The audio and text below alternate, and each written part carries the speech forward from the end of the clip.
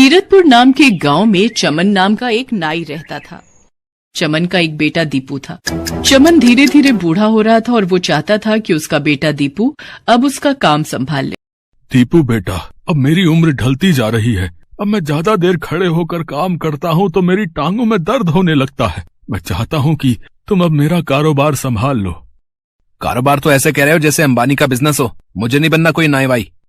नाई के बेटे हो तो नाई ही बनोगे, राजा नहीं बन सकते। लेकिन तुम्हारे भेजे में कोई बात नहीं जाती। तुम मेरे साथ काम सीखना शुरू करोगे तभी तो दुकान संभाल पाओगे। मुझे ये नाई का काम बिल्कुल भी पसंद नहीं है, समझे? मुझे ये काम नहीं करना। बाप बेटे में आए दिन इसी बात को लेकर नोकझोंक होती रहती है। दिन भर दीपू यही सोचता कि किस तरह से इस काम से पीछा छुड़ाया जाए।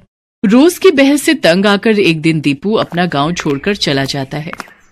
मैं इस गांव को छोड़कर ही चला जाता हूँ। किसी दूसरे गांव जाकर अपनी जिंदगी की नई शुरुआत करूंगा, जहां मेरे बारे में कोई ना जानता हो कि मैं एक नाई का बेटा हूँ। कई घंटों तक चलते चलते उसे एक अजनबी गांव दिखता है।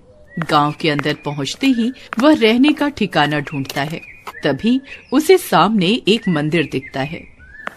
दीपू मंदिर के अंदर चला जाता है। मंदिर के अंदर पहुंचते ही पंडित जी उससे पूछते हैं, अरे बेटा, तुम इस गांव में नए आए हो, आज से पहले तो तुम्हें यहाँ नहीं देखा। प्रणाम पंडित जी, मैं काफी दूर के गांव से आया हूँ। मैं इस गांव में किसी को नहीं जानता। चलते चलते काफी थक गया हूँ। क्या मैं आपके मंदिर में थोड़ी देर विश्राम कर सकता हूँ? लेकिन बेटा, तुम कहाँ से आए हो और तुम्हारे पिताजी क्या काम करते हैं? अपने बारे में कुछ बताओ। पंडित जी की बात सुनकर दीपू सोच में पड़ जाता है। थोड़ी देर सोचते हुए वो कहता है, जी पंडित जी, मेरे पिताजी चमन शर्मा हमारे गांव के जाने माने पंडित हैं और मेरा नाम दीपू शर्मा है। ओहो, तो तुम भी पंडित घराने से हो, परंतु तुम घर छोड़कर इस गांव में क्यों आ गए? पंडित जी, मैं अपने घर से दूर रहकर कुछ सीखकर अपने बलबूते पर कुछ करना चाहता हूँ, लेकिन अभी मेरी समझ में कुछ नहीं आ रहा कि मैं कहाँ जाऊँ। बेटा, मेरी कुटिया इस मंदिर के पीछे ही है और मैं अकेला रहता हूँ। अगर तुम चाहो तो मेरे साथ रह सकते हो। इस मंदिर की देखभाल मैं ही करता हूँ। तुम चाहो तो इस मंदिर की साफ सफाई और पूजा पाठ का काम संभाल सकते हो। बाकी धीरे धीरे सारा काम मैं तुम्हें समझा दूंगा। पंडित जी की बात सुनकर दीपू खुश हो जाता है और मन ही मन सोचता है, तीर एकदम सही निशाने पर लगा है। इस पंडित को तो मुझ पर बिल्कुल भी शक नहीं हुआ। ये तो मुझे पंडितों के खानदान का ही समझ रहा है। अगले ही दिन दीपू ने अपना भेष बदलकर बिल्कुल पंडितों जैसा कर लिया। पंडित जी के साथ रहते रहते सब लोग उसे भी पंडित मानने लगे और दीपू भी पंडित जी के साथ रहते हुए पूजा की सारी विधियां, मंत्र उच्चारण, आरतियां, हवन करना सब सीख गया। पूरा गांव उसे पंडित दीपू शर्मा के नाम से पहचानने लगा। उसी गांव का मुखिया पंडित रामनाथ शर्मा गांव का सबसे अमीर आदमी था, लेकिन उसकी शादी नहीं हुई थी, जिस कारण उसका इस दुनिया में कोई नहीं था। अरे पंडित जी, आपको याद है ना, कल हमारे घर में पूजा पाठ और हवन है। सारी तैयारी कर लीजिएगा और समय पर पहुंच जाइएगा। जी मुखिया जी, मुझे अच्छे से याद है। आप हर साल ये पूजा पाठ करवाते हैं, गरीबों को भरपेट भोजन खिलाते हैं और उनमें दान बांटते हैं। आप बिल्कुल भी चिंता न करें, मैं पूरी तैयारी के साथ पहुंच जाऊंगा। मुखिया जी के जाने के बाद पंडित जी दीपू से कहते हैं, दीपू, कल मुखिया जी के यहाँ पूजा और हवन है। वो हर साल ये पूजा करवाते हैं। तुम्हें सामान की लिस्ट दे दूंगा, जाकर सारा सामान ले आना। अगले दिन सुबह पंडित जी और दीपू सारे सामान के साथ मुखिया जी की हवेली पर पहुंच जाते हैं। इतनी बड़ी हवेली देखकर दीपू हैरान रह जाता है और हवेली को एकटक निहारता रहता है। अरे वाह, कितनी सुंदर हवेली है। मुखिया तो बहुत बड़ी पार्टी लगता है। पंडित जी और दीपू मुखिया के यहाँ पूरे विधि विधान से पूजा करते हैं। दीपू को इतना निष्ठा पूर्वक पूजा करते देखकर मुखिया जी बेहद प्रसन्न होते हैं और वो पंडित जी से पूछते हैं, अरे पंडित जी, ये लड़का कौन है? पहले तो उसे कभी नहीं देखा इस गांव में। हाँ मुखिया जी, कुछ दिनों पहले ये मेरे पास आया है। पंडित घराने से ही है। इसके पिताजी भी अपने गांव के मंदिर के पंडित हैं। दीपू नाम है इसका। बहुत ईमानदार और मेहनती लड़का है। उधर दीपू को जब पता चलता है कि मुखिया का इस दुनिया में कोई भी नहीं है, तो उसके दिमाग में एक आइडिया आता है। किसी भी तरह मुझे मुखिया के मन में अपने लिए जगह बनानी होगी। वो किसी न किसी बहाने से मुखिया जी की हवेली पर आना जाना शुरू कर देता है। धीरे धीरे वो मुखिया को अपनी मीठी मीठी बातों में फंसा लेता है। एक दिन मुखिया मंदिर में दर्शन करने आते हैं। लेकिन वापस लौटते वक्त उनकी सोने की चेन मंदिर की सीढ़ियों पर गिर जाती है। तभी उस चेन पर दीपू की नजर पड़ती है और उसके मन में लालच आ जाता है। लेकिन तभी वो दूसरे पल सोचता है, अगर ये सोने की चेन मैं मुखिया जी को लौटा दूं, तो उनके दिल में अपने लिए जगह बना पाऊंगा। इसके बाद दीपू मुखिया जी को आवाज लगाते हुए कहता है, अरे रुक जाइए मुखिया जी, देखिए आपके सोने की चेन तो यहीं गिर गई। अरे हाँ, ये है तो मेरी ही, ये कब गिर गई मुझे तो पता ही नहीं चला। वैसे तुम बहुत ईमानदार लड़के हो बेटा। कुछ दिनों बाद मुखिया जी मंदिर के पंडित को अपने पास बुलाते हैं और उनसे कहते हैं, पंडित जी, मैं आपसे एक बात कहना चाहता हूँ। मुझे दीपू बहुत पसंद है, काफी ईमानदार और सच्चा इंसान है, और फिर पंडित खानदान से भी है। मैं तो अब बूढ़ा हो रहा हूँ और मेरा कोई वारिस भी नहीं है, तो मैं सोच रहा था कि क्यों ना दीपू को अपना बेटा बना लूं, उसे गोद ले लूं। ये बात सुनकर पंडित जी हैरान होते हैं, लेकिन दीपू के लिए खुश भी होते हैं और फिर मुखिया जी से कहते हैं, अति उत्तम विचार है आपका, लड़का तो सचमुच में हीरा है, हीरा। इसके बाद वापस जाकर पंडित जी ये खुशखबरी दीपू को सुनाते हैं। अरे दीपू, तेरी तो लॉटरी लग गई, तेरे लिए बहुत बड़ी खुशखबरी है। ऐसा क्या हो गया पंडित जी? आज मुखिया जी ने मुझे अपने घर बुलाया था और उन्होंने मुझसे कहा कि वो तुम्हें अपना वारिस बनाना चाहते हैं। ये बात सुनते ही दीपू के मन में लड्डू फूटने लगते हैं, लेकिन वो उदास होने का नाटक करते हुए कहता है, नहीं नहीं, मैं आपको छोड़ के कहीं नहीं जाऊंगा, फिर तो आप अकेले हो जाओगे। अरे मेरी चिंता मत करो और अपने भविष्य के बारे में सोचो। और फिर तुम कौन सा दूर जा रहे हो, इस गांव में तो हो, जब मन करे आ जाना मुझसे मिलने। अब तो बस तुम मुखिया जी की हवेली पर जाने की तैयारी करो। हवेली में जाने के बारे में सोचकर ही दीपू मनी मन बहुत खुश था। साथ ही उसे अपने पिताजी की वो बात याद आती थी जब वो उसे कहते थे कि नाई नहीं तो क्या राजा बनेगा, और वो अपने मन में सोचता है, देखो पिताजी, अब तो मैं सचमुच का राजा बनने जा रहा हूँ। इसके बाद मुखिया दीपू शर्मा को पुत्र बनाकर अपने घर पर ले आते हैं और धीरे धीरे अपने कारोबार के बारे में समझाने लगते हैं। एक दिन मुखिया जी दीपू से कहते हैं, दीपू बेटा, कल दूसरे गांव से कुछ व्यापारी हमारी जमीन खरीदने आ रहे हैं। मैं चाहता हूं कि जब वो आए तो तुम भी हमारे साथ बैठो, जिससे कि तुम भी काम की बारीकियों को समझ सको। मेरे बात तो तुम्हें ही ये सब संभालना है। जी, जैसी आपकी आज्ञा। अगले दिन वो लोग जैसे ही हवेली में आते हैं तो मुखिया दीपू को भी बुला लेता है। मैं आप लोगों का परिचय जो है अपने बेटे से करवाना चाहता हूँ। ये है मेरा बेटा दीपू। जैसे ही मुखिया अपने बेटे का परिचय उन लोगों से करवाता है, उनमें से एक व्यक्ति जैसे ही दीपू को देखता है वो चौंक उठता है। वो दीपू को काफी देर तक घूरता रहता है और मुखिया से पूछता है, ये आपका बेटा कैसे हो सकता है? हमने तो सुना था कि आपकी कोई संतान ही नहीं है। आपने ठीक सुना है, मैंने इसे गोद लिया है। लेकिन जहाँ तक मैं जानता हूँ आप तो पंडितों के खानदान से हैं, फिर आपने एक नाई के बेटे को गोद कैसे ले लिया? ये सुनते ही मुखिया गुस्से से लाल पीले हो जाते हैं और चिल्लाते हुए कहते हैं, नाई का लड़का, ये क्या बकवास कर रहे हो? ये तो पंडित घराने से है, चाहो तो गांव के पंडित से पूछवा सकता हूँ।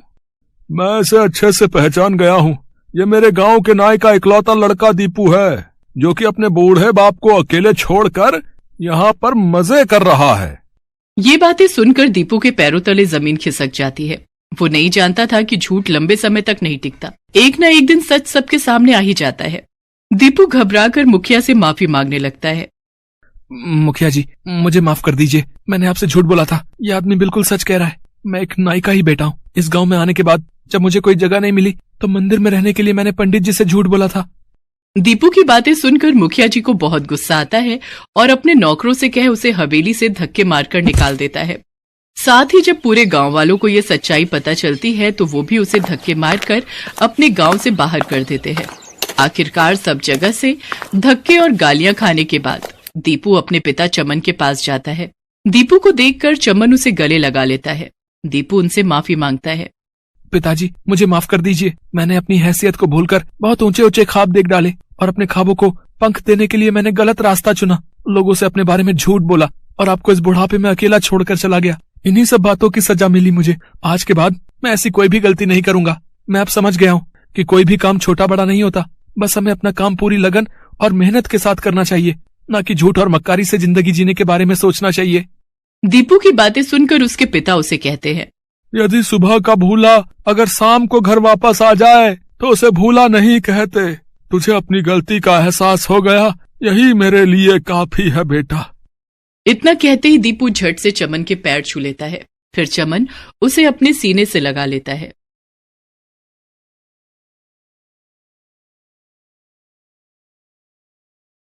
ये कहानी है गुणीराम की। गुणीराम हाथ रिक्शा चलाता था। उसकी पत्नी विमला दूसरों के घरों में झाड़ू पोछे का काम किया करती थी। उन दोनों का एक ही बेटा था, नरेश। गुणीराम और विमला खूब मेहनत करते ताकि उनके बेटे को किसी चीज की कोई कमी ना हो। वो दोनों तो ठीक से पढ़ लिख नहीं सके थे, लेकिन पढ़ाई का महत्व खूब समझते थे। तभी तो उन्होंने नरेश का एडमिशन भी अच्छे स्कूल में करवाया था, ताकि पढ़ लिख कर वो अच्छी जिंदगी जी सके और उसे उनकी तरह संघर्ष न करना पड़े। एक दिन गुणीराम का बेटा अपनी झोपड़ी के बाहर उदास बैठा है। उसकी माँ हाथ में खाने की थाली लिए उसके पास खड़ी है। ये क्या जिद है बेटा, खाना नहीं खाओगे तो कैसे चलेगा? अम्मा, हम तुमको कहे ना कि हमको भूख नहीं है। सुबह से शाम होने आई और तुम्हें भूख ही नहीं लगी? थोड़ा सा खा लो ना बेटा, एक और अपनी अम्मा के लिए खा लो ना। चलो आ करो, आ। अम्मा तुम समझती क्यों नहीं हो, हमको नहीं खाना है खाना वाना। तभी गुणीराम अपने घर पहुंचता है। उसे देखते ही उसकी पत्नी उसे बोलती है, आप आ गए जी, देखिए ना नरेश सुबह से उदास बैठा है, और तो और उसने एक निवाला भी नहीं खाया है। अरे उसकी तबीयत तो ठीक है ना? गुणीराम अपने बेटे के सिर पर हाथ लगाता है। बुखार? हाँ, बुखार तो नहीं है इसे। बेटा नरेश, क्या हुआ है बाबू मेरा? है बोलो ना बेटा, ऐसे चुप मत रहो। तुम खाना क्यों नहीं खाए आज? बाबूजी, अब हम स्कूल नहीं जाना चाहते। हाँ। अरे स्कूल नहीं जाओगे? लेकिन क्यों बेटा, किसी ने कुछ बोला क्या तुमको? बाबूजी, हमको एक कंप्यूटर चाहिए, बिना उसके हमारा होमवर्क अधूरा रह जाता है। फिर जब मास्टर जी हमें डांटते हैं तो सभी बच्चे हमारा मजाक उड़ाते हैं। अरे बस इतनी सी बात, तुमने पहले क्यों नहीं बोला है? तुम्हारे बाबूजी ले आएंगे तुम्हारा कंप्यूटर है। वैसे ये मिलता कितने का है? गुणीराम का बेटा बहुत होनहार था। वो नहीं चाहता था कि किसी चीज की कमी के कारण उसकी पढ़ाई पर असर पड़े। वो उसी समय कंप्यूटर की दुकान पर गया। 30,000? ये तो बहुत ज्यादा है। तो तुम्हें क्या लगा था 30 रुपए में कंप्यूटर आता है क्या? पता नहीं कहां कहां से चले आते हैं। अब इतने पैसे तो गुणीराम के पास थे नहीं। उसे कुछ सूझ नहीं रहा था कि वो क्या करे। वो उदास होकर घर लौट आया। रात का समय है। गुणीराम और विमला बातें कर रहे हैं। इतने पैसे कहां से आएंगे जी? मैं सोच रहा हूँ कि अपना रिक्शा बेच दूं। अरे रिक्शा बेच देंगे तो कमाई कैसे होगी? तुम चिंता क्यों करती हो? मैं मजदूरी कर लूंगा, फिर से पैसे जोड़कर अपना रिक्शा ले लूंगा। लेकिन अगर पैसों के कारण नरेश की पढ़ाई रुक गई तो खुद को कभी माफ नहीं कर पाऊंगा। गुणीराम अपना रिक्शा बेचकर कंप्यूटर ले आया। नरेश कंप्यूटर देखकर बहुत खुश हुआ। गुणीराम मजदूरी करने लगा। हालांकि अब उसे पहले से भी कड़ी मेहनत करनी पड़ती थी। कभी कभी तो बुखार में भी उसे घंटों मजदूरी करनी पड़ती, क्योंकि बिना काम किए घर कैसे चलता। विमला का भी यही हाल था। इन सब के बीच नरेश की पढ़ाई चलती रही। वो पढ़ाई में बहुत होशियार था और हमेशा अव्वल आता था। हर बार जब वो मेडल लेकर घर आता तो विमला और गुणीराम की आंखों में आंसू आ जाते। समय अपनी गति से आगे बढ़ता गया। नरेश स्कूल, कॉलेज, फिर यूनिवर्सिटी की सीढ़ियां चढ़ता गया। जैसे जैसे वो ये सीढ़ियां चढ़ता, पढ़ाई का खर्च भी बढ़ता। फिर तू वही बातें करने लगा। तेरे माँ बाप बूढ़े जरूर हो गए हैं, लेकिन अभी जिंदा हैं। तू बस अपनी पढ़ाई पर ध्यान दे। फीस कैसे भरोगे वो चिंता हम पर छोड़ दे। लेकिन अम्मा, तुम्हारी अम्मा बिल्कुल ठीक कह रही है। तू सिर्फ मन लगाकर पढ़, सारा इंतजाम मैं देख लूंगा। हाँ। आखिरकार गुणीराम और विमला के साथ साथ नरेश की मेहनत भी रंग लाई। यूनिवर्सिटी की पढ़ाई के तुरंत बाद उसने अफसर की परीक्षा पास कर ली। क्या कहा? तू बड़ा अफसर बन जाएगा, तुझे बड़ी सी गाड़ी भी मिलेगी। हाँ बाबूजी, और उस गाड़ी में आपको और अम्मा को बिठाकर पूरा शहर घुमाऊंगा। अब आपको ना तो मजदूरी करने की जरूरत है और ना अम्मा को बर्तन मांजने की। अब मुझे आप दोनों की खूब सेवा करनी है। आप लोगों के हाथों के छालों का कर्ज उतारना है। सुन रहे हैं जी, हमारा बेटा कितनी बड़ी बड़ी बातें करने लगा है। नरेश अफसर की ट्रेनिंग के लिए कुछ दिनों के लिए बाहर चला गया। वहां से जब वो लौटा तो उसे एक बड़ा सा सरकारी क्वार्टर मिला। वो अपने अम्मा बाबूजी के साथ वहीं शिफ्ट हो गया। लेकिन कुछ दिनों बाद ही नरेश के हाव भाव बदलने लगे। अफसरी का खुमार उसके सिर चढ़कर बोलने लगा। जिस माँ बाप ने उसे कड़ी मेहनत से पाला था, वो अब उसकी आंखों में चुभने लगे थे। एक दिन वे किसी रेस्टोरेंट में खाना खाने के लिए गए थे, तो गलती से कुछ खाना विमला के कपड़ों पर गिर गया। रेस्टोरेंट में सभी लोग उसे घूरने लगे। नरेश को बहुत बुरा लगा। उसने वहां तो कुछ नहीं कहा, लेकिन घर आप लोग भी ना हद करते हैं, हद। न उठने का शऊर, न बैठने का, न खाने का, न पीने का, और न ही कपड़े पहनने का। क्या हो गया बेटा? क्या हो गया? देखा नहीं वहां सभी लोग हमें कैसे घूर रहे थे। आप लोगों के साथ कहीं जाना मतलब अपनी बेइज्जती कराना है। नरेश अपने माँ बाप से अब बहुत कम बात करता, और जब करता तो कुछ जहर भरी बातें ही उन्हें कहता। गुणीराम और विमला अपने बेटे के इस तरह के व्यवहार से दुखी तो बहुत थे, लेकिन वो बेचारे क्या करते। एक दिन उसके घर में पार्टी थी। उस पार्टी में बड़े बड़े लोग आने वाले थे। बड़ी शानदार पार्टी दी है आपने नरेश जी, है? खाना वाना सब जबरदस्त है। अरे शुक्रिया मेहता जी, शुक्रिया। सभी को इस तरह हंसते, बातें करते, खाना खाते और कोल्ड ड्रिंक पीते देख विमला और गुणीराम भी अपने कमरे से उठकर आए और कोल्ड ड्रिंक की बोतल उठाकर पीने लगे। तभी एक गेस्ट की नजर उन पर गई। तुम दोनों किससे पूछकर ये ड्रिंक पी रहे हो? नौकर हो ना यहाँ?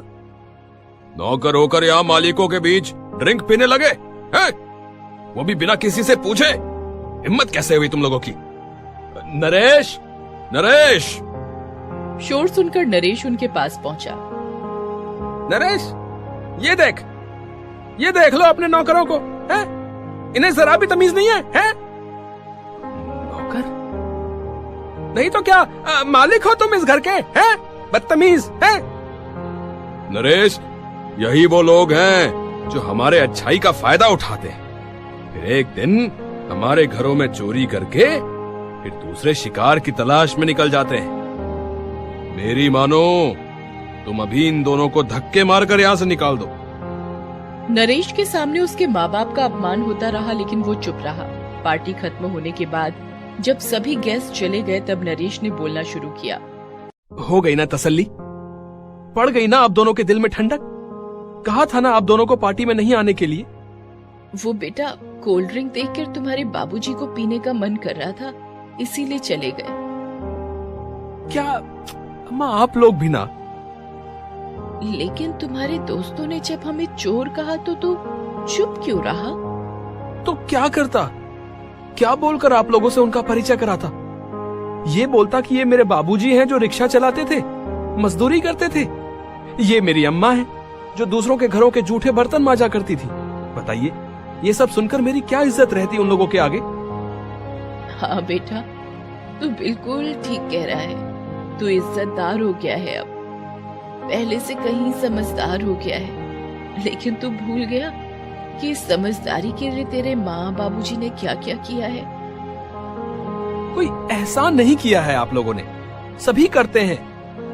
वैसे भी मजदूरी करके और घरों में झाड़ू पोछा करके आप लोगों ने मुझे कोई रईसों वाली जिंदगी नहीं दी है। एक एक चीज के लिए समझौता किया है मैंने। गुणीराम और विमला अपने बेटे की बातों से बहुत दुखी हुए। उन्होंने उसे ज्यादा कुछ तो नहीं कहा, लेकिन उनकी आत्मा तक उसकी बातों से रो पड़ी। उसी रात वे उसका घर छोड़कर फिर से अपने पुराने झोपड़े में वापस लौट आए। गुणीराम किसी से किराए पर लेकर फिर से हाथ रिक्शा चलाने लगा और विमला दूसरों के घरों में झाड़ू पोछा करने लगी। नरेश भी उनके पास नहीं गया। वो अपने दोस्तों के साथ ऐश करता, पार्टियां करता, यहाँ वहाँ घूमता और अपनी अफसरी के नशे में रहता। लेकिन एक दिन जब वो अपनी गाड़ी से अपने दोस्त के घर से पार्टी करके वापस लौट रहा था, तभी सामने से आ रहे एक ट्रक से उसका भयानक एक्सीडेंट हुआ। सड़क पर लहूलुहान वो पड़ा हुआ था और लोग उसे देखकर निकल रहे थे। गुणीराम उसी रास्ते से गुजर रहा था। अपने बेटे को इस हालत में देखकर उसके हाथ पांव फूल गए। उसने तुरंत उसे अपने रिक्शे में लादा और अस्पताल पहुंच गया। विमला को भी जब नरेश के एक्सीडेंट की बात पता लगी तो वो भी भागी भागी अस्पताल पहुंची। मेरा बेटा ठीक हो जाएगा ना जी, उसके बिना तो मैं मर जाऊंगी। सब ठीक हो जाएगा, भगवान है ना। हमने किसी का बुरा नहीं किया है विमला, हमारा भी कुछ बुरा नहीं होगा। भगवान ने उनकी सुन ली। नरेश का ऑपरेशन सफल रहा। डॉक्टरों ने कहा कि वो उसे सही समय पर अस्पताल ले आए थे, नहीं तो उसका बचना मुश्किल था। लेकिन मेजर एक्सीडेंट होने के कारण उसे 2 महीने अस्पताल में रहना पड़ा। अस्पताल में सारा दिन उसके माँ बाप उसकी सेवा में लगे रहते। उसे खाना खिलाना, उसके कपड़े बदलना, यहाँ तक कि बाथरूम तक वही करवाते थे, क्योंकि वो इन सब चीजों को करने में असमर्थ था। जितने दिन वो अस्पताल में रहा, उसका कोई भी दोस्त उससे मिलने नहीं आया। जिसके साथ वो पार्टियां किया करता था, ऐश करता था। अपने बूढ़े माँ बाप को अपनी सेवा करते देख नरेश उन्हें कुछ कहता तो नहीं था, लेकिन उसकी आंखों से झरझर आंसू बहते रहते थे। उसे हर वो बुरा व्यवहार याद आता था जो उसने अपने माँ बाप के साथ किया था। 2 महीने बाद डॉक्टरों ने उसे डिस्चार्ज कर दिया। उसके माँ बाप उसे लेकर उसके घर पहुंचे। बेटा नरेश, अब तू बिल्कुल ठीक है, अब हमें जाना होगा, लेकिन तू अपना ध्यान रखना। तुम कहाँ जाओगी माँ? अपने घर बेटा। पर ये तो आपका घर है ना? नहीं बेटा, ये तेरा घर है। यहाँ तू अपनी मर्जी से रह सकता है। हम यहाँ रहेंगे तो तुम्हारे दोस्तों के सामने तुम्हें बार बार अपमानित होना पड़ेगा। अम्मा, बाबूजी, मुझे माफ कर दीजिए। मुझे नहीं चाहिए ये अफसरी, नहीं चाहिए ये दोस्त, नहीं चाहिए झूठी शान। मुझे आप चाहिए। मेरी माँ, मेरे बाबूजी चाहिए। उनके बिना जीवन कुछ भी नहीं, कुछ भी नहीं। ये कहते कहते नरेश अपने माँ बाबूजी के पैरों पर गिर पड़ा। उसके माँ बाबूजी ने उसे गले से लगा लिया। एक गांव में सुंदरम्मा नाम की एक अमीर औरत रहती थी।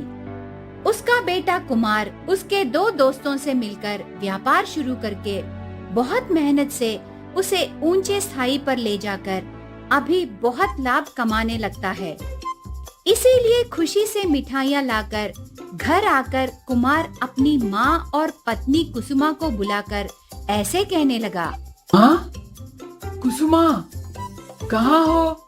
जल्दी आओ। बेटा, इतने खुश लग रहे हो, क्या बात है? ऐसे पूछने पर कुमार उसकी खुशी को माँ और उसके पत्नी से ऐसे बांटने लगा। और कुछ नहीं माँ, मैं मेरे दोस्तों से मिलकर रहे व्यापार में बहुत लाभ आए हैं। ये हमने बिल्कुल नहीं सोचा था। ऐसे कहने पर पत्नी कुसुमा ऐसे पूछने लगी, बहुत अच्छी खुशखबरी सुनाई आपने। ये सब माता का दया है, ऐसे कहती है। इतने में सास बीच में आकर ऐसे कहने लगी, अब बस कर कुसुमा, ये सब मेरे बेटे का भाग्य है, उसकी मेहनत है। तू हर एक विषय को लेकर तेरे माता के खाते में मत डाल। वो सब ठीक है, बेटा तो ऐसा भी मुंह मीठा कर रहा है। तू जाकर उसकी मनपसंद बिरयानी बना, जा। ऐसे बहू की बात टालकर अंदर भेज देती है। इस प्रकार सुंदरम्मा को पैसों का अहंकार शरीर में नस नस में रहकर उसके आंखों को कोई भी दिखाई नहीं दिए जितना पैसों का पागलपन बढ़ जाता है। इस तरह दिन बीतते गए। एक दिन सुंदरम्मा बाहर आराम से बैठकर चिल्लर पैसे गिनती रहती है। तब एक साधु हाथ में एक जपमाला, कंधों पर एक झोली लेकर वहां आकर सुंदरम्मा से ऐसे कहने लगा, भवती भिक्षान देहि। ऐसे पूछता है। तब सुंदरम्मा निराशा से ऐसे कहने लगी, आ गए हो क्या? तुम्हारा काम बहुत अच्छा है। मेहनत करने की जरूरत ही नहीं, आराम से पैसे भीख मांगकर कमा लेते हो। पर अभी मेरे हाथ खाली नहीं है, और एक घर ढूंढ लो। जाओ जाओ। कम से कम उस साधु को चिल्लर पैसे दिए बिना ही बातें कहती है। तब वो साधु ऐसे कहने लगा, ये बात है माँ, ठीक है, जल्द ही तेरे हाथ खाली होने के बाद तब मैं आकर तू जो देती है वो लेकर जाऊंगा। ऐसे कहकर चला जाता है। इस प्रकार साधु कहे 1 हफ्ता बाद कुमार दुखी होकर घर आता है। उसको देखकर माँ ऐसे कहने लगी, कुमार बेटे, क्यों ऐसे हो, क्या हुआ?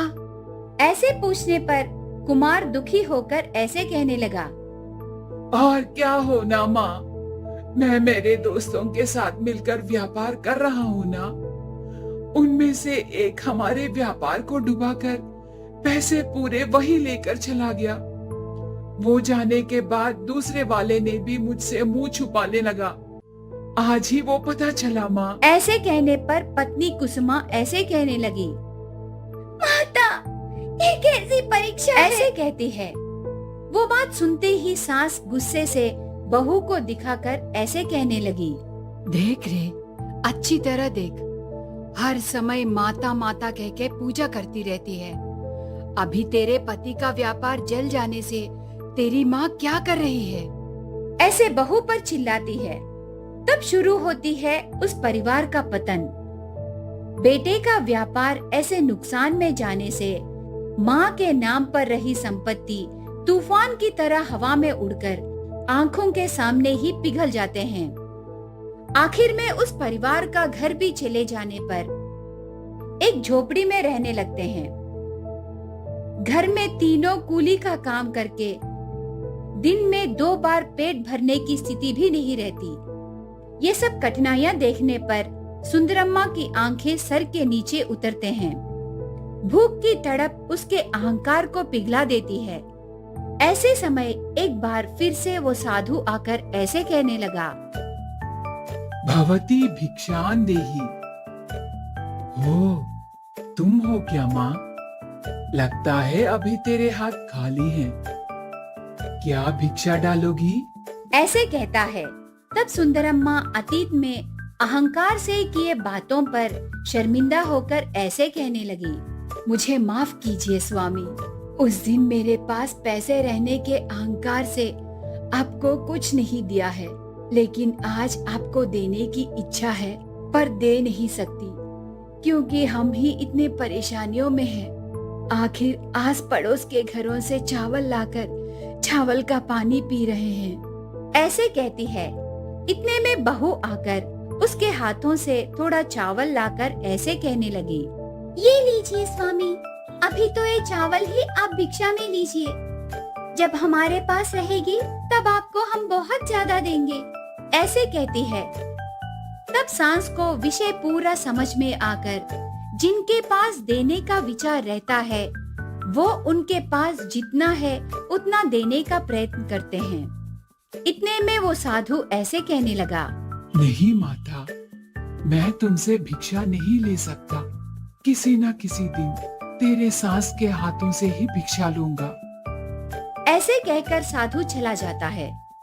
इस तरह चल रहे समय और ज्यादा कठिनाइयों में कटने लगता है।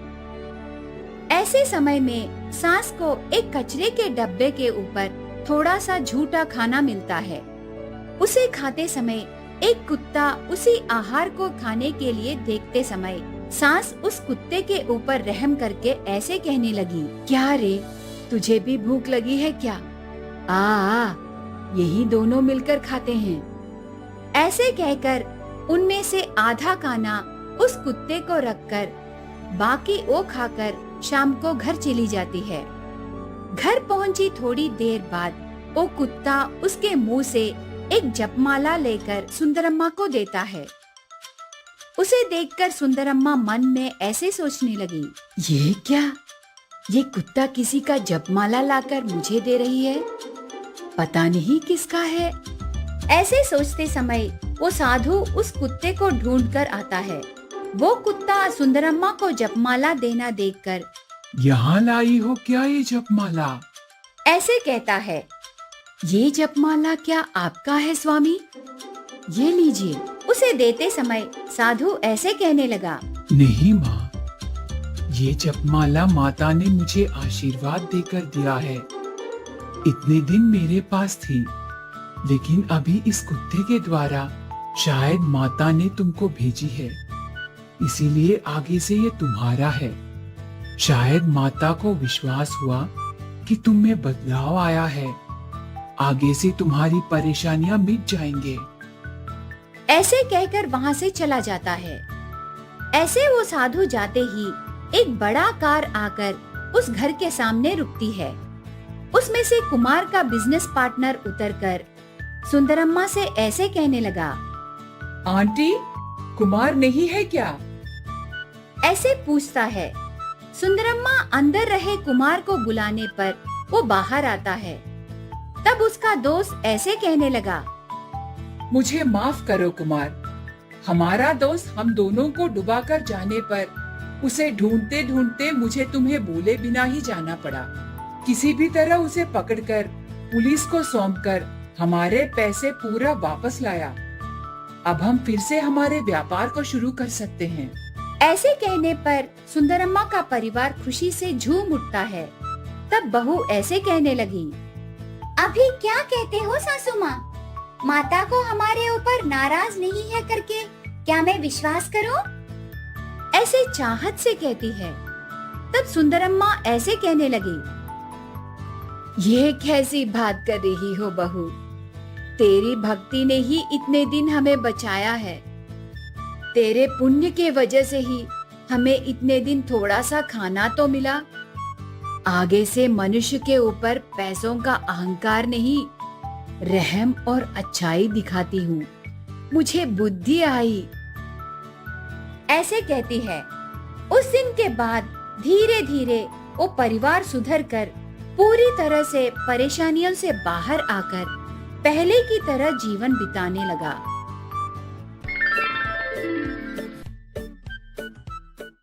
एक बार था एक लड़का शंकर नामक, जो अपनी माँ सबिता और बहन गुनिया के साथ थारेश्वर के गांव में रहता था। शंकर के पिताजी का देहांत उसके बचपन में ही हो चुका था। तब से शंकर की माँ ने ही घर के लिए पैसे कमाने की जिम्मेदारी उठाई। सबिता ने बहुत मेहनत की अपने बच्चों का पालन पोषण करने के लिए। पैसों की कमी की वजह से शंकर ने स्कूल छोड़ दिया और अपनी माँ के साथ काम करने लग गया, पर उन्होंने गुनिया की पढ़ाई को नहीं रोका। सबिता इमारतें बनाने वाले साइटों पर मजदूरी का काम करती थी। शंकर भी जो अपनी माँ के साथ काम पे जाने लगा, उसने देखा कि ये माहौल कुछ अलग और अनोखा था। कैसे ईंटों को जमा करके सीमेंट भर के दीवारें चढ़ाई गई जा रही थी, कैसे रेत और सीमेंट को मिलाया जा रहा था, फिर पूरे दीवार पर सीमेंट लगाया जा रहा था, फिर सूखे सीमेंट को जमाने के लिए पानी डाला जा रहा था और अंत में रंग लगाया जा रहा था। ये सब शंकर को बहुत पसंद आया। घर जाने के बाद, माँ, मुझे इमारतें खड़ा करने का तरीका बहुत पसंद आया। सच में बेटा? फिर क्यों ना तुम रोज मेरे साथ आ जाओ, सिर्फ काम के लिए नहीं, सब कुछ सीखने के लिए भी, और ताकि तुम एक दिन एक बड़े बिल्डर बन जाओ, है ना? हाँ माँ, मैं वादा करता हूँ। उस दिन से शंकर हर एक काम को गौर से देखने लगा। उसने जल्दी सब कुछ सीख लिया। शंकर को इस काम में बहुत दिलचस्पी हो गई और इसी कारण वह अपना सारा काम जल्दी जल्दी खत्म कर देता था। बाकी के सारे मजदूर शंकर की कला को देखकर हैरान रह गए। सब लोग उसकी बहुत तारीफ करते थे और उसकी माँ को भी अपने बेटे पर बहुत गर्व महसूस होता था। इसी तरह शंकर ने 4 साल तक मन लगाकर काम किया। इसी दौरान शंकर की माँ की तबीयत अचानक से खराब हो गई और वह काम पे जाना बंद कर दी। अब शंकर अकेला था, जिसको बीमार माँ को भी संभालना था और अपनी बहन की पढ़ाई को भी। सेटों पर कमाई उनके लिए काफी नहीं थी, तो शंकर ने सोचा कि वह खुद का कंस्ट्रक्शन का कारोबार शुरू करेगा। माँ, कब तक मैं मजदूरी का काम करूंगा? अगर हमें हमारी समस्याओं को समाप्त करना है तो मुझे लगता है कि मैं खुद का कारोबार शुरू कर लूं। मेरे बच्चे, ये तो बहुत ही अच्छा विचार है, पर पैसों के बिना कोई काम शुरू कैसे करोगे? मेरे पास एक योजना है माँ। मैं चंपकलाल सेठ के घर पर काम कर रहा था। उन्होंने मेरा काम देखकर बोला कि वो मुझे जब भी जरूरत हो तब वो मेरी मदद करेंगे। अब उनके घर का काम अधूरा रह गया है। मैं उनसे पैसे लेकर उनका काम खत्म कर दूंगा। तुम बहुत बुद्धिमान और कलाकार हो बेटा। जाओ और सेठ साहब से बात कर लो, देखते हैं क्या होगा। शंकर चंपकलाल के पास जाकर अपनी योजना के बारे में उनको बोलता है। अरे बेटा, इतनी कम उम्र में तुम्हें बहुत कुछ सहना पड़ रहा है। मैं तुम्हारी मदद जरूर करूंगा, पर ऐसे काम करने के लिए तुम्हें कम से कम 10 बंदों की जरूरत है। तुम कहाँ से ले आओगे? सर जी, मैं कुछ लोगों को जानता हूँ, एकदम सही काम करते हैं और ईमानदारी से, वो भी कम पैसों में। आजकल ऐसे लोग कहाँ पे मिलेंगे शंकर? मैं और मेरी दोस्त बहुत सालों से मजदूरी का काम कर रहे हैं साहब। हम दिन भर काम करके भी ये लालची बिल्डर लोग हमें ठीक से पैसे नहीं देते थे। ऐसा बहुत सारे लोग ठोकर खा रहे हैं सर जी। अगर मैं उनसे बात करूंगा तो हम जरूर एक साथ हाथ जोड़कर काम कर सकते हैं। ये सब तो ठीक है बेटा, पर किसके घर पे काम शुरू करोगे? सर जी, आपका काम भी तो कब से रुका पड़ा है। मैं आपके घर पर काम शुरू करूंगा। मैं आपके घर का काम देखते ही देखते खत्म कर दूंगा, देख लेना। ठीक है बेटा, जाओ और भगवान का नाम लेकर ये शुभ काम शुरू करो।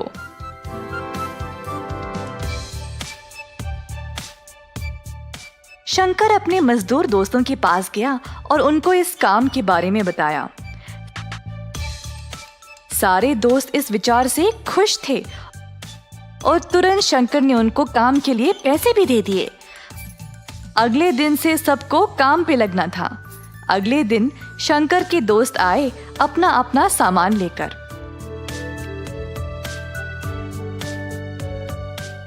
शंकर ने बचे हुए पैसों के साथ बाकी का सामान लाया, जैसे कि सीमेंट, रेत वगैरह। मजदूर पहुंचने से पहले ही उसने सारा माल और सामान तैयार रखा। सब लोग इस नए काम को लेकर बहुत खुश थे। क्योंकि सब जवान थे, वह काम भी जल्दी जल्दी खत्म करने लगे। शंकर बाकियों को सही दिशा दिखा रहा था काम करने का, और देखते ही देखते 2 महीनों के अंदर सारा घर तैयार हो गया। चंपकलाल का ये नया घर देखकर सब लोग हैरान रह गए। शंकर के पहले मालिक भी ये काम देखकर आश्चर्यचकित रह गए कि उसने इतना अच्छा मकान बनाया। चंपकलाल सेठ का घर देखकर अब बाकी के लोग भी अपने अपने मकान बनवाने के लिए शंकर को बुलाने लगे। शंकर बेटा, तुमने इतने कम समय में मेरा इतना अच्छा मकान बना दिया। वाकई में लाजवाब काम किया तुमने। सेठ साहब ने फिर शंकर को अपने काम के लिए अच्छा खासा पैसा भी दे दिया।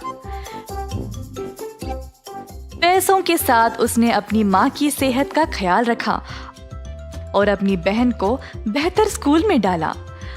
उसने खुद के परिवार के लिए भी मकान बनवा लिया। 18 वर्ष के अंदर अंदर शंकर ने कई प्रकार के लोगों से काम कर लिया। उसने अपनी कला का इस्तेमाल किया मेहनत के साथ, जिसकी वजह से उसको प्रशंसा मिली।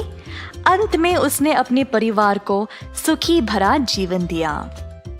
इस कहानी से हम ये सीखते हैं कि परिश्रम के बिना प्रतिभा किसी काम का नहीं।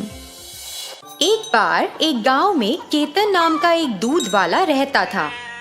जैसा कि केतन गाढ़ा और शुद्ध दूध बेचा करता था, गांव के सभी लोग उससे ही दूध खरीदना पसंद करते थे। केतन गाढ़ा और शुद्ध दूध बेचने में सक्षम था, क्योंकि वह कुछ गायों का मालिक था और वह उन्हें चराने जाता था। वह 8 गायों का पालन पोषण करता था और उसने उनका नाम गंगा, भद्रा, भैरवी, रुद्रवी, बाला, सेतु, चंडी और द्वारक्षी रखा। सभी 8 गायों में से भद्रा वो है जो हमेशा एक या दूसरे तरीके से गड़बड़ी पैदा करती थी और केतन उसके आगे पीछे भागता रहता था। एक दिन केतन ने अपनी सभी 8 गायों को खेतों में निकाला ताकि वे चर सकें। उसी समय भद्रा ने कुछ शरारत करने का सोचा।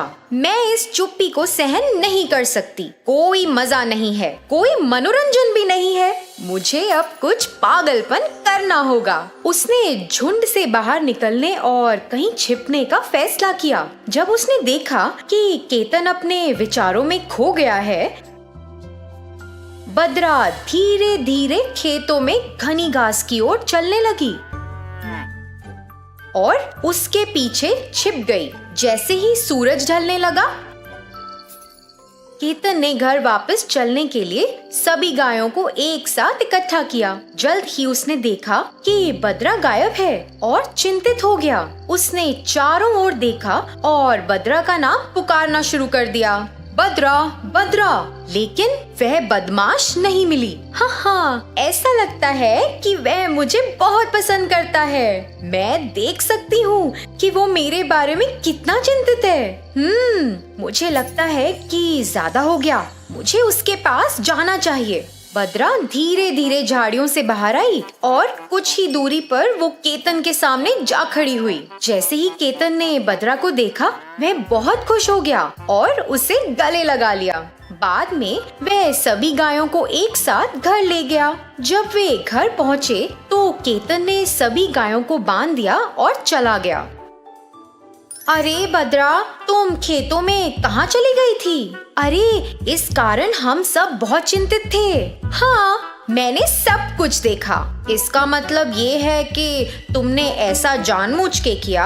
हाँ, मैं बस ये जानना चाहती थी कि वह मुझे कितना प्यार करता है।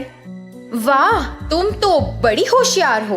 तुम केवल एक ही हो जो इस तरह से सोच सकती हो। हाँ, तो मैं तुम लोगों की तरह बोरिंग गाय नहीं बनना चाहती। कभी कभी हमें मस्ती के लिए इस तरह की चीजें करनी पड़ती हैं। भद्रा की राय से हर कोई हैरान हो गया। अगले दिन केतन दूध लेने के लिए गाय की शरण में गया। जैसे ही वह वहां पहुंचा, उसने एक लाइन में सभी गायों को खड़ा किया और गायों से एक के बाद एक दूध निकालना शुरू कर दिया। भद्रा को छोड़कर सभी ने साथ दिया और केतन केवल उससे बहुत कम मात्रा में दूध एकत्र कर पाया। अरे, ये क्या है? भद्रा को क्या हो गया? वह इन सभी गायों के साथ रहती है और खाती भी है। मैं इन सभी गायों की बराबर देखभाल करता हूँ, लेकिन ये बदमाश दूसरों की तरह दूध की अच्छी मात्रा क्यों नहीं दे रही है? वो दूध बेचने गांव गया। दूध बेचकर जो भी पैसा कमाया, उससे वो भद्रा के लिए कुछ अनाज और मकई खरीदने के लिए गया ताकि भद्रा अच्छी मात्रा में दूध दे सके। उसने ये सब एक बाल्टी में निकाला। फिर केतन उसे वहां छोड़कर अपने घर में चला गया।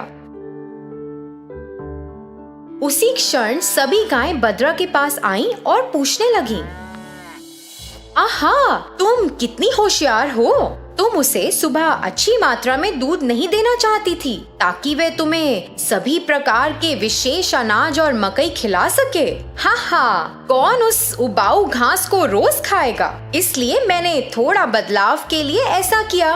तुम इतनी होशियार कैसे हो सकती हो? क्या तुम अपने चतुर दिमाग का उपयोग करके हम पे भी उपकार कर सकती हो क्या? हाँ तो मैं क्या करूं? हम सभी सुंदर बांसुरी संगीत सुनना चाहते थे।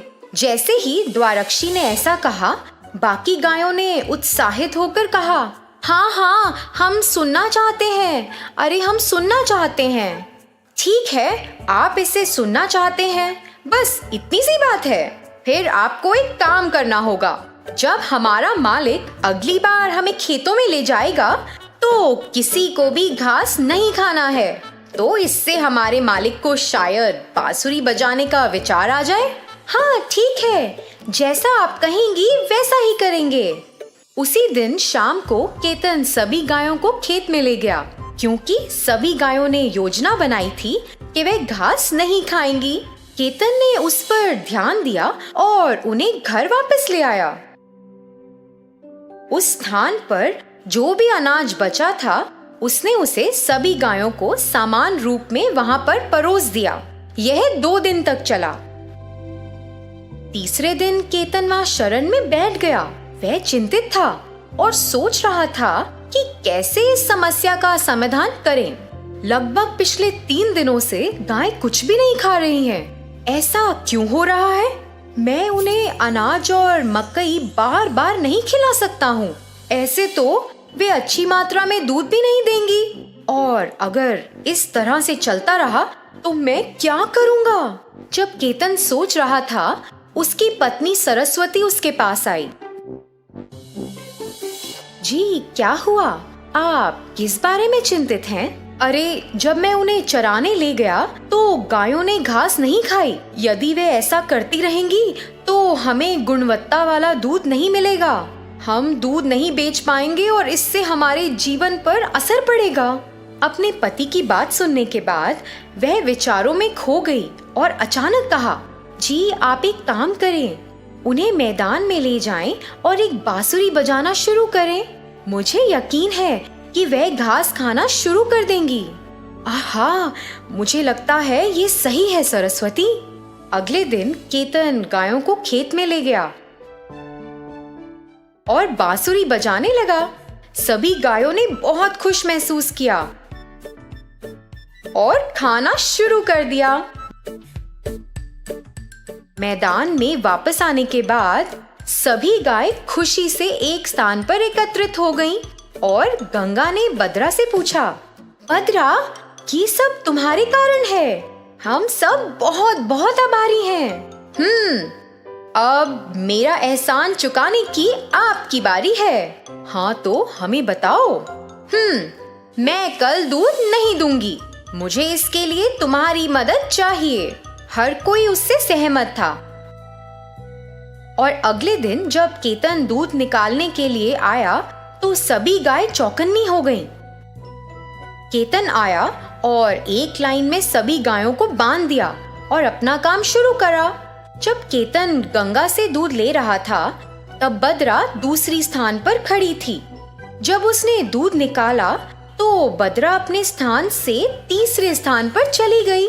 केतन का इस पर ध्यान नहीं गया। उसने सिर्फ एक के बाद एक दूध लेने पर ध्यान केंद्रित किया। अरे बद्रा, तुम कितनी चालाकी से बच निकली।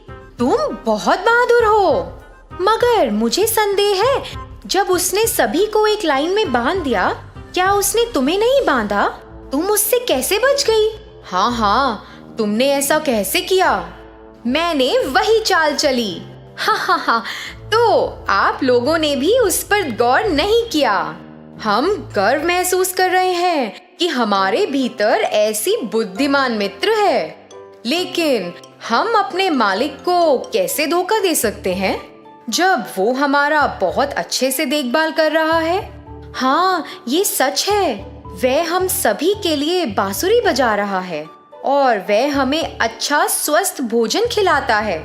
ऐसे व्यक्ति को धोखा देना सही नहीं है जो हम सभी की इतनी अच्छे से देखभाल कर रहा है। सभी गायों ने एक साथ कहा, हाँ, ये सही है। क्या बद्रा, तुम चुप क्यों हो? मैंने आप लोगों को इसी बारे में बताने के लिए सोचा था। किस बारे में? अब से हमें उस पर कोई गड़बड़ या किसी तरह का बोझ नहीं डालना चाहिए। ऐसा क्यों? क्या तुमने भी इस बारे में सोचा क्या? मेरी कुछ इच्छाएं थी और मैंने उन्हें सच कर दिया। दोस्तों, मेरी मदद करने के लिए बहुत बहुत धन्यवाद। अब से उसे परेशान नहीं करेंगे। बद्रा की बात सुनकर अन्य सभी गायों को बहुत खुशी हुई।